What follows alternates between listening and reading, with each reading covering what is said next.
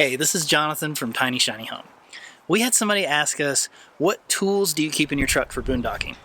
And that's a great question, but the more we thought about it, we realized that we don't just keep tools in the truck, we really used our truck as a garage. So we are going to give you a full rundown of everything that we keep in our truck. And hopefully this will help you as you start your own travels and you start to use your truck as a garage, some of the things that you might need to keep in there.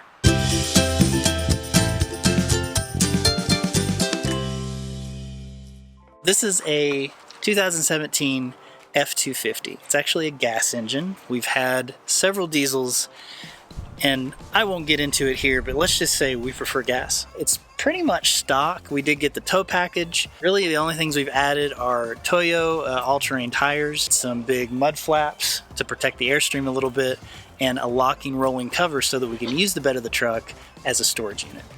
I'm gonna take you on a ride. We're gonna burn through the night. Why you so salty? I'll still take a bite. Hey. Okay, we can take my Lambo. I'll put on a tight show.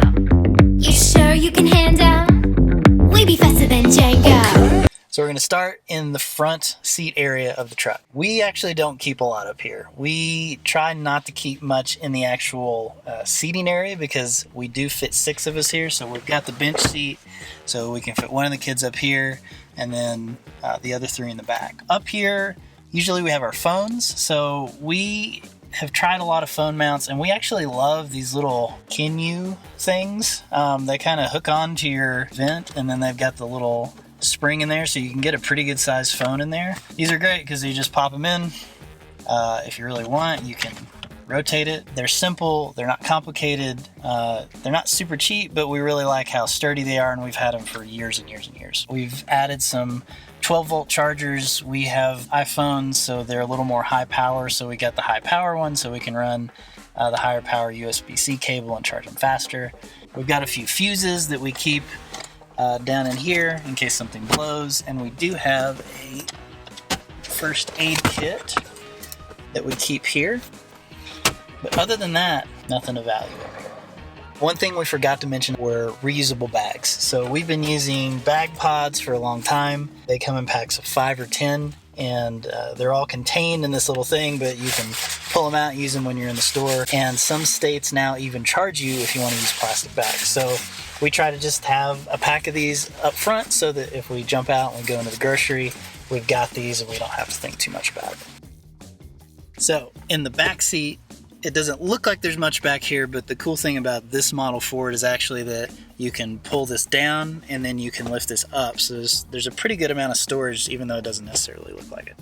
So starting from the bottom, if you lift this up, you know, everybody's got one of those. We have a whole bag of hammocks that we like to use when we're out camping. Insulated bag. We've got a few tools here. The basic socket set, roll of wrenches, some blankets, some ratchet straps, air compressor so we can air up our own tires if we need to let them down, if we're going on some sand or something like that. Some rope, massive wrenches that we use to tighten up our hitch. Those are going to be different for everybody, so I won't get into specifics there, but it is good to be able to retighten your hitch because it will inevitably come loose, so you want to make sure you can tighten that while you're traveling. And trust me, finding a wrench that size just at Lowe's or Home Depot is pretty difficult. So we actually added the ability to pull this down, so we bought this little contraption from Built Right Industries, and that lets us have a strap here that lets us pull off of this, and so it's nice to be able to fold it down and get the stuff. So back here we've got a torque wrench. So again, this is, you know, if you have an issue with either your truck tires or your trailer tires, having a torque wrench that can tighten your bolts to the right specification is really important. We inherited this old like flare set from the guy that sold us the Airstream. We've got a breaker bar with an extension so that we can break those bolts loose on the tires if we need to. We have a machete because machetes are awesome. And this is so that we can crank the Airstream jack up or down if the power goes out on it for some reason. Okay, we're gonna flip it around, go to the other side. Under here, We have an ice mule cooler, which is a great little insulated bag that we've used all over the place. It's great for transporting ice. Emergency kit, jumper cables, and stuff like that. This is a bag of random things, electrical connectors and crimpers and cutters, so we can do electrical stuff in the Airstream if we need to. An extra breakaway switch in here in case the one goes bad on the trailer, so we can replace it. And I think there's a Dremel tool for projects and stuff like that. Underneath here, this model truck actually comes with an inverter, so it's not huge. It's like 300 or 400 watts, but it's nice to have it in here so it lives there all the time. Back here, we don't have a whole lot. Sometimes we keep a spare backpack there, and this is just like extension cords and tow cables and stuff like that. So let's go look at the bed of the truck. Can't stop, won't stop. I can't stop, won't stop. I can't stop, won't stop. Can't stop. If you're gonna store stuff in the bed of your truck like we do, a locking rollable cover is a great way to go. This is a Retrax, and we've had it on this truck and another truck, and they've been great. So they just pop open, they roll back into this container, and then you can actually lock it, which is really great. And so we keep it closed most of the time, and nobody ever knows what's in there. We cleaned the back of the truck, we've emptied everything out, and we're gonna go through each thing that we keep back here and how it all fits together.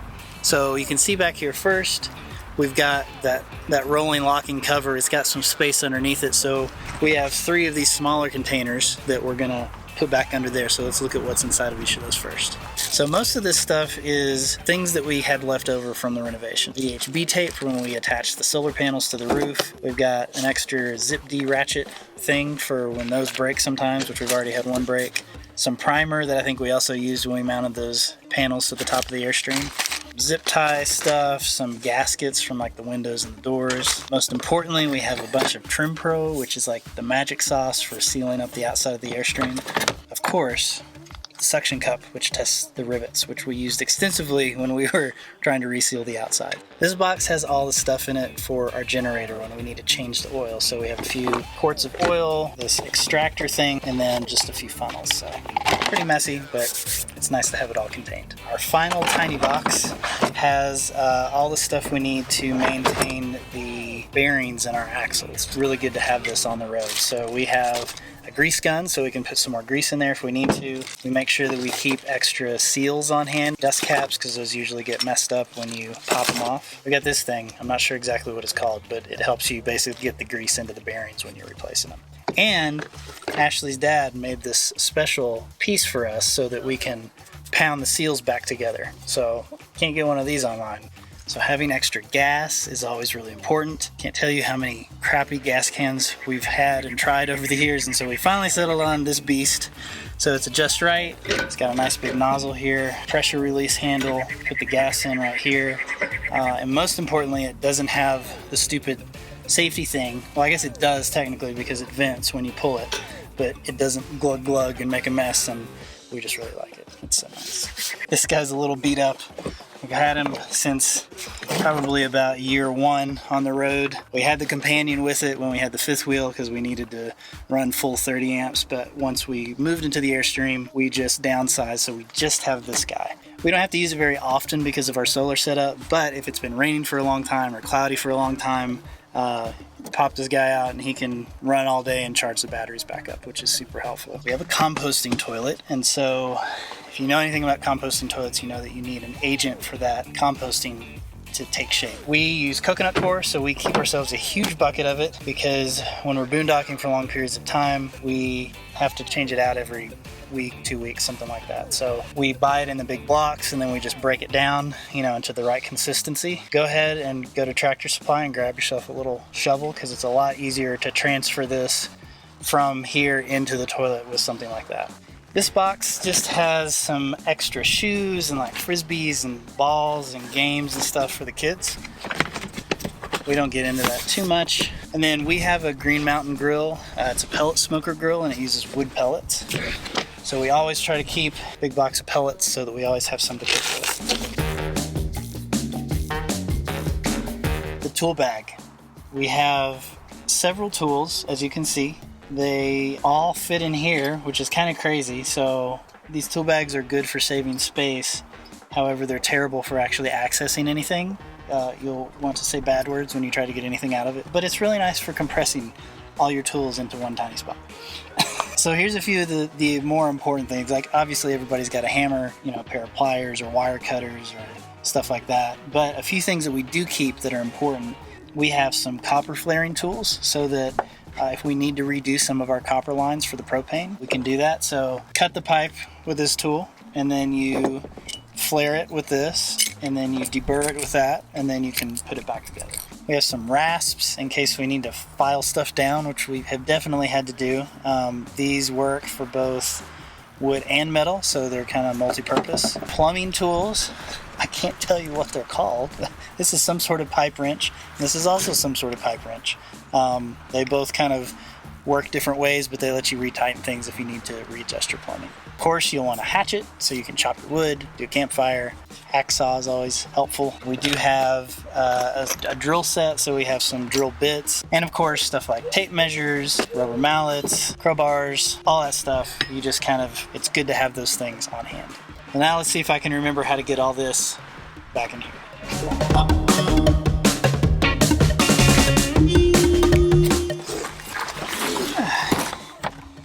So, a big part of boondocking and being off-grid is solar. Even though we have 500 watts on the roof, we also added this. So it's a Renogy 200 watt solar suitcase. It's really sturdy. It's got these little latches here. It's got a big handle, and then when you open it up, it's got legs that come down so you can set it at an angle. And so when we camp off-grid, we use this all the time. And for us and sort of our power setup, it's what really keeps us filled up during the day. This is our telescoping ladder.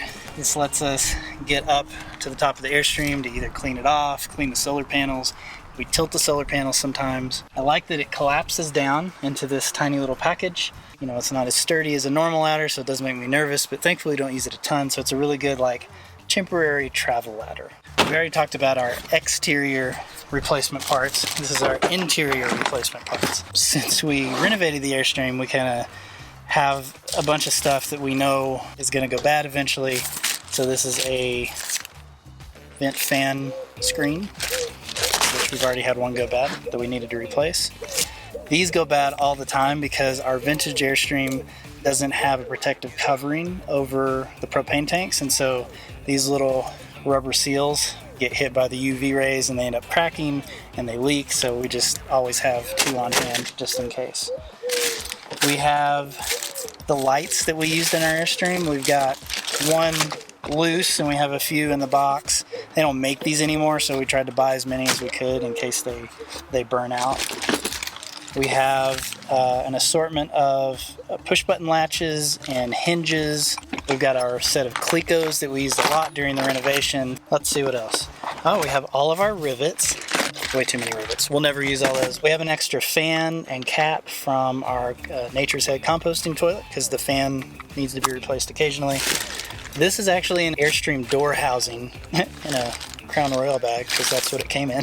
The guy that sold us the Airstream, he had an extra one, and these are really hard to find. We got some other random stuff in here, some bulbs for the brake lights on the Airstream. This is for our Green Mountain grill. It's a heat shield. 12-volt sockets. Another light. We have a sail switch for our furnace because we've heard those go bad. We've got our riveting tool. We've got an extra button we use these inside the Airstream to turn the lights on. So we have an extra one in case those go bad. An extra arm that holds the upper cabinets in place in case those go bad, and those go bad all the time. These went on the oven for the spark. We just decided not to use those. We just use a lighter, so we just took them off. Wi-Fi antenna, and random assortment of crap. Next we have our Sea Gear sand mat. So we've used this. This is really great for desert climates. It's got sort of a 2-layer sifting system which lets all the dirt fall through and not stay on the top. The only thing we have to be careful about with our polished Airstream as it can melt when the sun hits it just right and creates reflections. But we use it all the time. We really like it. Next up, we have our Reliance water jugs. We use these things all the time, especially when we're boondocking to transfer water into our fresh tank. They're super heavy duty, and we always try to keep these two full so we have 10 gallons of water in case of an emergency. We also keep a couple of wood blocks on hand. We have some Anderson levelers, which we'll talk about later. But these help us get up just a few more inches, which we found we need sometimes in crazy spots. This is the easy access box. So this is sort of what we usually want to try to get to first when we pull into a spot. But it does also store some things too. So this is the arm that came with the Airstream for putting the legs up and down.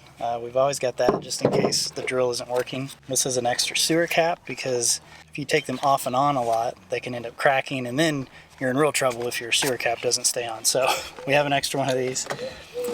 We have an extra insect screen cover for our furnace.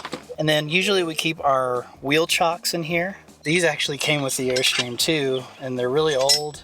But they go in between your reels, and you pull them down, they pull it up tight and keep you from moving. It's like an X-Chock, but old school and awesome. And it's lockable, so you can put a lock right through that hole there. So we usually keep both of these and a couple of locks in here. We have an extension 30 amp cable because there's definitely been times we've pulled up somewhere and our 25-foot cable wasn't long enough. We also have a dog bone going from 50 down to 30 if we need to make that transition. Other than that, we just have a bunch of random zip ties, a few other padlocks, some Velcro ties, and a jump rope. I don't know why that's in there. This is our car wash bucket.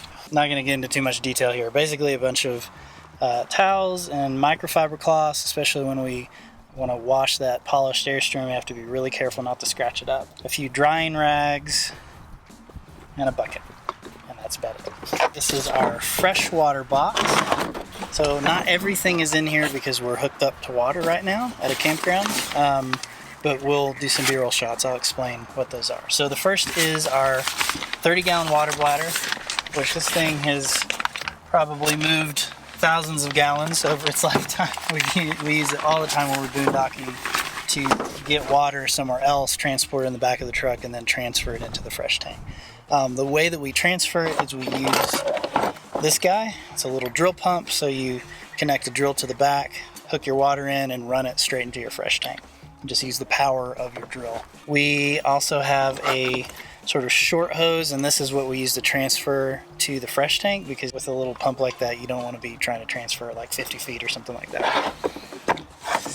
In our little box here we have a water bandit, so this essentially lets you, if there's a water connection without threads, you can just kind of jam it on there and then connect your own.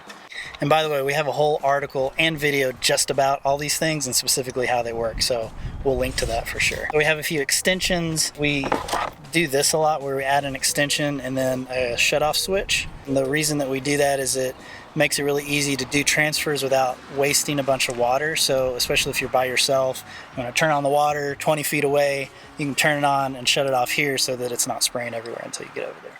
We have a water key, which these are sort of for emergency situations where you run into a faucet that doesn't have a handle on it. Don't steal water, but if you run into an emergency situation, you can use this.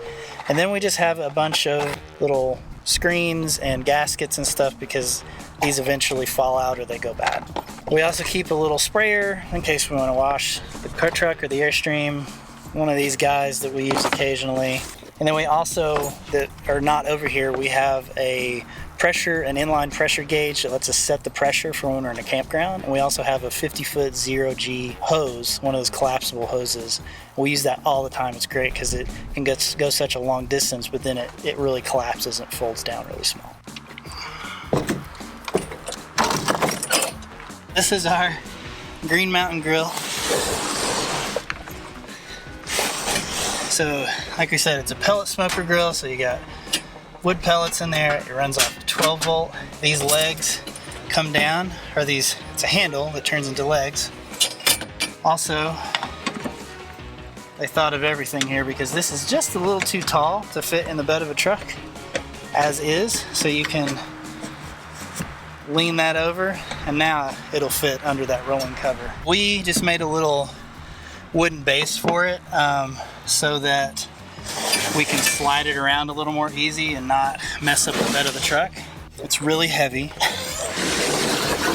This is our trusty drill set. We've had this since back in our house, so these are probably 6-7 years old.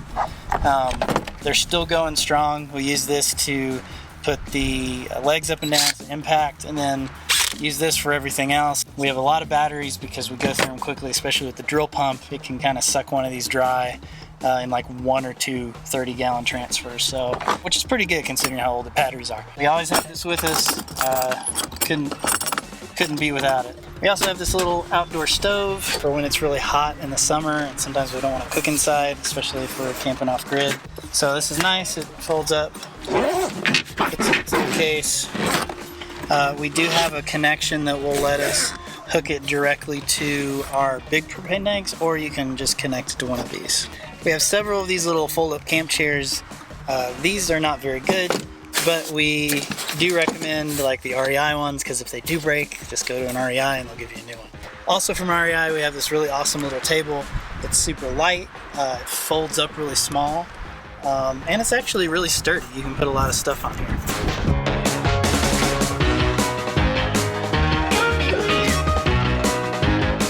This is our milk crate. Ashley found it on the side of the road. I ran over it with the truck, so it's a little misshapen.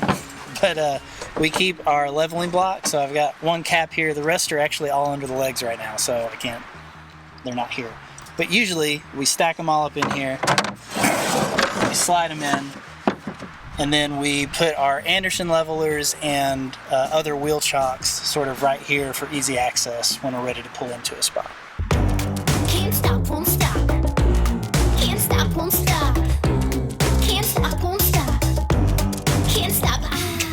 Over the last 5 years, we've refined this so that everything sort of has its place and it's easy to get to. We're pretty happy with how it turned out. We touched on boondocking a little bit with our water setup and with our power, but we actually have a full-blown boondocking course that teaches you everything you need to know about power and water and trash and internet, staying safe. So we're going to link to that in the show notes below if you want to go check it out.